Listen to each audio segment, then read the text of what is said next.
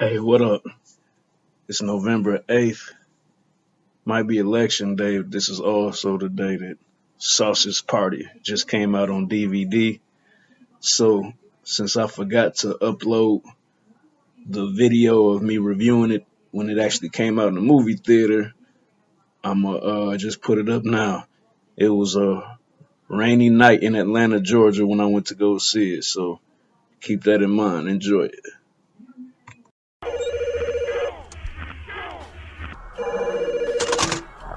Allô, allô.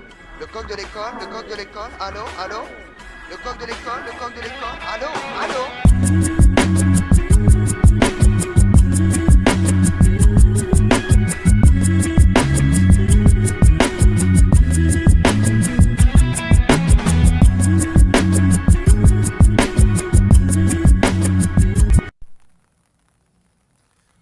What up, Milwaukee? What up to the rest of the United States? This is your boy Track Lacer, your favorite rapper's favorite rapper.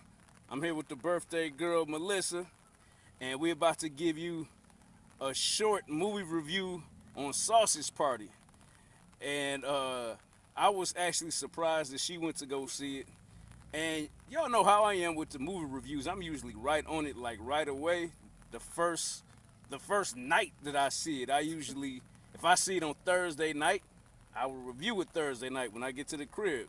So I saw Sausage Party last Thursday, and I think the reason it's taking me so long to review this is because I think I was sitting in there in my seat like, what the F did I just see?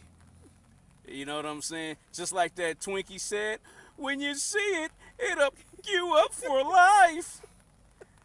Man, okay, let me just start off by saying this.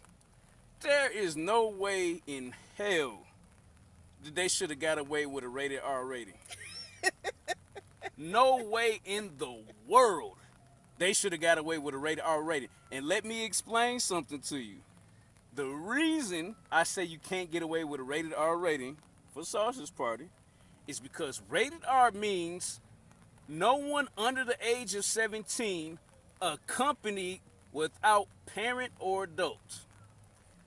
Dude, if you bring a kid 12 years old to see this, dude, it's practically like child abuse. Like, you cannot take nobody, really, you can't even really take no 13-year-old, not even really a 14-year-old. I would say a 16 to 17-year-old might be, well, yeah, obviously 17-year-old, but really, it's just, yeah, I mean, there's even some drug use in there to make you question taking a 17-year-old, but let's just get into it. So the premise is that these grocery store products can talk and they can feel. The fancy word is sentient. They're alive, basically. And you know that Seth Rogen was high out of his mind to even come up with this concept. But I will say, if you can get past some of the stuff that's going on, I'm gonna say I would say I laughed about 75% of the movie. What would be your number? Yeah, that's about right. About 75% of the movie? Yeah. Okay. You use a word to describe this movie that tripped me out. What was the word that you used to describe it? It's very cute. It was very cute. That's such a girly thing to say about this movie. It's very cute. It is. Yeah, I would say the Twinkie. Yeah, he was funny. He was cute. And see, there's also a lot of what would you call it? There was a lot of stereotypes that match what it is. So the Twinkie, which is short for twink, is basically calling him a fairy. So he was a gay character. Yes. Probably the funniest use of them doing that is the villain of the story was a douche. And so That was cute. if somebody is a horrible person, the two words that you usually call them is a prick or a douche. And so the bad guy in the movie was literally a douche. And I can't even be him right there alone. He makes the movie NC-17. The stuff that he did and the stuff that he said, trust me, it will mess you up. Like, you will never get over the stuff that the douche did and said. All right. Uh, were you offended, Melissa, by any of the racial stereotypes? They did a lot of racial They did stereotypes. a lot of them. Yeah. No, I wasn't. You weren't offended? No. Well, I guess it's hard to be offended if they gave it to everybody. They gave it to black people. Yes. They gave it to Jews. Yes. They gave it to Muslims. Yes. Gave it to gay people. Oh yes. Mexicans. I mean, it was just crazy. Let me say, okay.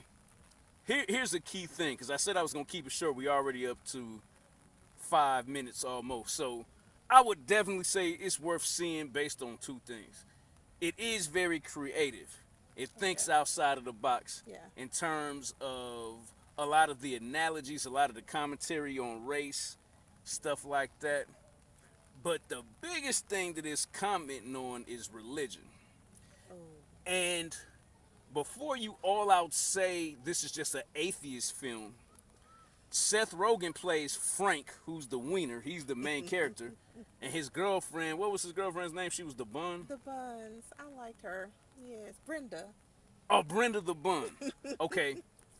She made a real good point. So right when you think, because I don't know if y'all noticed, but Seth Rogen is atheist. Mm-hmm. So kind of ironic that Seth MacFarlane from Family Guy and Seth Rogen are both racist. But you know what? And this is no shot, but they both Jewish guys. Non-religious Jews tend to be atheists. You know what I mean? Because being a Jew is not easy, man. They got a lot of laws. You know what I'm saying? It's a lot of stuff that you got to adhere to. And I think that when some people get grown, they say, man, this is just too much, man. Like, man, let me eat a pork sandwich, man. I can't keep doing this. But his girlfriend, what you say, Brenda the Bun? Yep. She basically said, in so many words, just because you don't believe in the great beyond, because that's what they call being outside of the grocery store, which is a metaphor for heaven, don't be a tool or a prick or a douche by slamming everybody else who does believe in the great beyond. So you can't totally call it a movie just bashing Christianity and Islam and Judaism without bringing up her point of view. Because she said, hey, if this is all I got, you should let me be happy with what I got. That's right. You know what I mean? So I usually give movies a grade. I want to give it an A minus,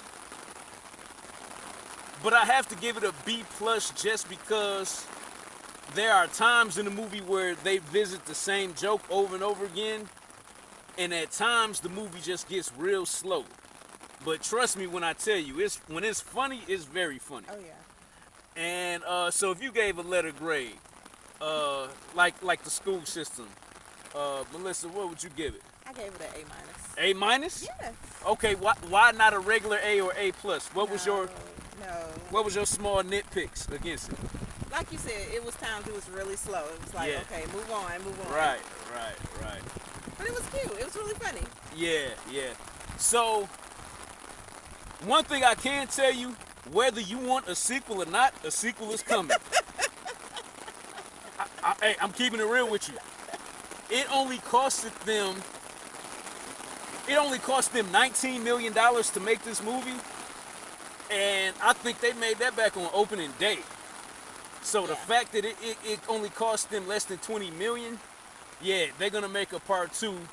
And let's just say, if you remember the movie Who Framed Roger Rabbit, or maybe the Smurfs, that's the route that they're gonna be going with. More like cartoons meeting up with the real life people. Oh yeah.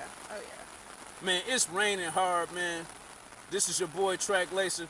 You see this little part right here that had the red button that says subscribe? Make sure you subscribe, man, because I work hard with what I do. I try to give y'all movies in between putting out new music. And as you can see, rain, snow, sleet, or hail, I still get out here and do the reviews. All right, man, so y'all enjoy Sausage Party. If you did go see it, leave me a comment down there telling me who was your favorite character, and in the sequel, what would you want to see them try to do?